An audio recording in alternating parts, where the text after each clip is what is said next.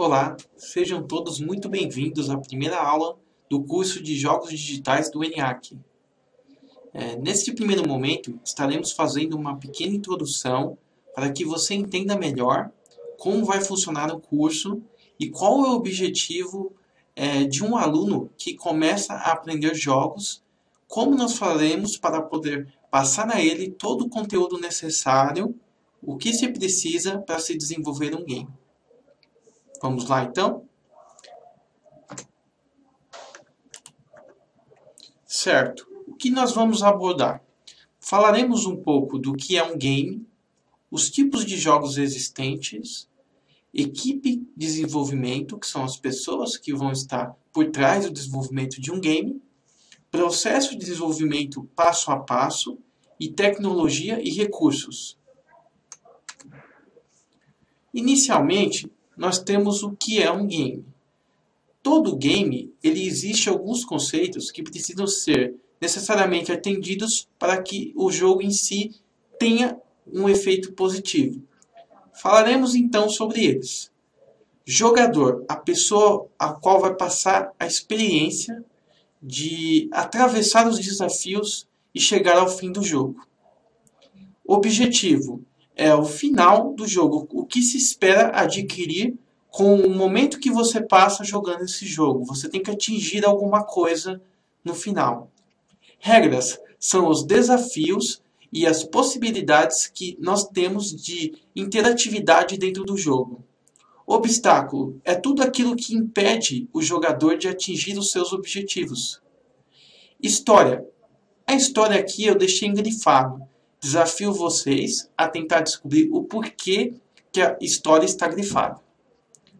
Bom, vamos lá. Alguns de vocês podem estar pensando que é porque a história é o fator mais importante do jogo. Isso não é verdade. Neste momento, eu grifei a história simplesmente para dizer a vocês que a única coisa que não é necessariamente de suma importância para se ter um jogo é a história. Se nós tirarmos a história, não deixamos de ter um jogo. Exemplo, Pac-Man não tem história.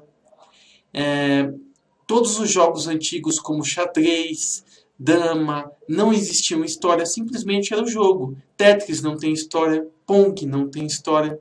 Então, não necessariamente se precisa de uma história para ver um jogo. Mas com uma história, o jogo fica muito mais interessante e introspectivo. Ok? Certo, e o último fator, e não menos importante, é a diversão. Todos os jogos, em suma, têm que ter a parte da diversão. Se você não tiver a diversão nos jogos, com certeza, em pouco tempo, o seu jogador perderá totalmente o interesse pelo jogo. Certo? Então, até mesmo jogos de terror, vocês podem pensar, mas jogo de terror não tem diversão? Realmente eles têm. Quando você acaba de tomar um susto, a primeira coisa que você faz é começar a sorrir, não é verdade? Então, até os jogos de terror têm diversão. Continuando. Tipos de jogos. No mercado, nós temos vários tipos de jogos. Existem o FPA, que é tiro em primeira ou aventura em primeira pessoa, que no caso é aquele jogo onde você só vê ou as mãos do personagem ou até mesmo não vê nenhuma parte do corpo do personagem e só vê aquilo que ele está observando no momento. Isto é um jogo em primeira pessoa. Sendo de aventura, ele tem plataformas, pulos e é um jogo de alta velocidade e explorativo, certo?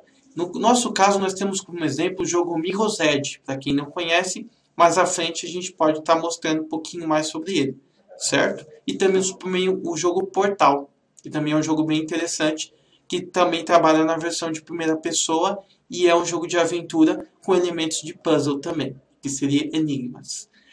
Nós temos o FPS, que é o tiro em primeira pessoa. Esse é um dos gêneros mais conhecidos, com jogos Call of Duty, ou com jogos, por exemplo, como o Mass Effect, ou outros jogos da linha de shooter, que são jogos de tiro, ok? Como Doom, Quake, entre outros. Nós temos também o tiro em terceira pessoa. Esse gênero é um pouco menos conhecido na franquia de jogos. Por exemplo, o pessoal pode conhecer GTA dessa linha, ou conhecer o Watch Dogs, que é um jogo novo que saiu recentemente, né? Nós temos também o Uncharted, que é do PS3, e agora vai chegar para o PS4 também. Então são alguns jogos como Gears of War, que é do Xbox. Então é nessa linha de jogos que nós temos os tiros em terceira pessoa. Temos também um RPG. Para quem não conhece, o RPG surgiu nos anos 70 como um jogo de tabuleiro, um jogo de interpretação de personagem. Ele foi evoluindo, hoje em dia ele é um dos gêneros mais poderosos dentro da indústria dos jogos eletrônicos. Por exemplo, nós podemos citar o Final Fantasy, também podemos citar alguns jogos da linha, por exemplo, Skyrim, que seria Elder Scrolls, ou Two Towers, de outras linhas, Eternal. Temos várias Gothic, temos várias opções de jogos em RPG atualmente. Temos também o MMORPG.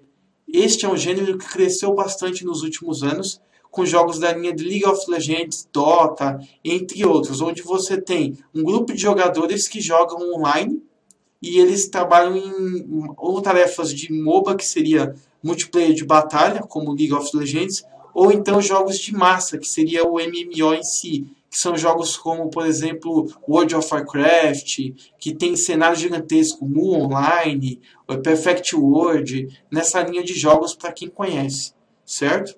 Nós temos também o RTS, que é a estratégia em tempo real. Esses tipos de jogos são jogos de tabuleiro na linha do Yu-Gi-Oh!, do Magic the Gathering, que seriam jogos da linha de estratégia, só que elas acontecem em tempo real, ou então em turnos, por exemplo, xadrez, dama.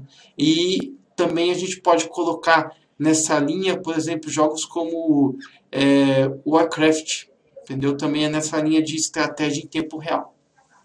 Puzzle. Nós temos alguns jogos na linha de puzzle que são conhecidos entre vocês. Por exemplo, Candy Crush, Tetris. Todos esses jogos que você tem que desenvolver quebra-cabeças para poder chegar no fim do jogo. Tudo bem? Então esses são os gêneros mais conhecidos. É lógico que existem muitos outros, mas esses são os principais.